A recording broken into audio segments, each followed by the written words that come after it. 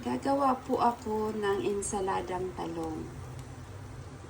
Inihaw ko po ang talong kasi mas malasa siya pag nakaihaw kaysa ilalaga mo. So instead, if fried mo ang talong, pwede naman kasing i-fried to, mas madali. Pero mas healthier. Kasi wala siyang oil. Lalagyan lang natin to mamaya ng maraming onion, tomato, tapos konting salt. Yan, napaka-healthy.